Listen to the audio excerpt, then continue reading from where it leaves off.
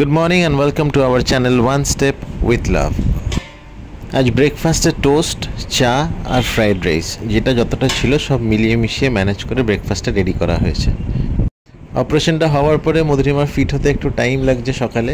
আমি ওর ব্রেকফাস্টটা রেডি করে দিলাম কারণ এখন বেরোবে, ছেলেকে আনতে যাবে আর আমাকেও একটু বেরোতে হবে। প্রচণ্ড গরম, কবে যে বৃষ্টি হবে জানি না।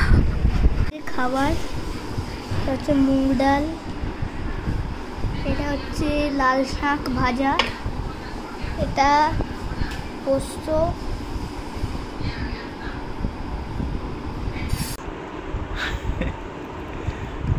বলে এখন বিকেলে আমরা একটু কি যেন এটা চিকেন কচুরি খাচ্ছি, মিয়ানমার থেকে আনা। আর এখানে আছে চকোবল, কেন না কি বলে এটাকে, গরম করে আছে। দুপুরবেলা মধুরিমার ভিডিও করে উঠতে পারিনি, ছেলেকে নিয়ে আসার পর একটু ক্লান্ত হয়ে যায়, তো একটু রেস্ট না নিলে হয় না। আমরা যখন সন্ধ্যের জলখাবারটা খাচ্ছি তখন হসপিটাল থেকে ফোন আসে, মধুরিমার বায়োপসি রিপোর্টটা পেন্ডিং ছিল, সেটা এসে গেছে, তাই আমি এখন যাচ্ছি হসপিটালের পথে রিপোর্টটা নিয়ে বাড়ি ফিরব। মধুরিমা তার রিপোর্ট নিয়ে বেশ চিন্তিত। আমার মন বলছে সবই ঠিক থাকবে, ডক্টর এমনিও বলেছে 1 মাস বাদে আসতে রিপোর্ট নিয়ে, তো সব কিছু ঠিক থাকলে 1 মাস বাদেই যাব। আর যদি কিছু মনে হয় যে না ঠিক নেই তাহলে একবার ফোন করে নিশ্চয়ই জানাবো। ম্যাডাম রিপোর্টের জন্য ফোন এসেছিল।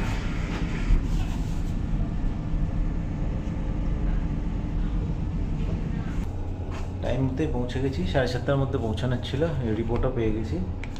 এখন প্রাথমিকভাবে পড়ে যা দেখলাম সেরকম কিছু তো মনে হলো না, বাকিটা ডক্টর বলবে। আমরা এখন খেতে বসছি, আলু পটল, ডাল, ভাত, ডিম ভাজা। আর মধুরিমার শরীর ঠিক নেই একদম, আজ ছেলেকে আনতে গেছিল। অপারেশনটার পরে এই প্রথম আজ ও ছেলেকে স্কুল থেকে আনতে যায়। ভীষণই ক্লান্ত লাগছে ওর, বারবার বলছে চলো তাড়াতাড়ি করে খেয়ে শুয়ে পড়ি। তাই আর বেশি দেরি করলাম না, ব্লগটা এখানেই শেষ করছি। Please like, comment, share and subscribe our channel. Thank you.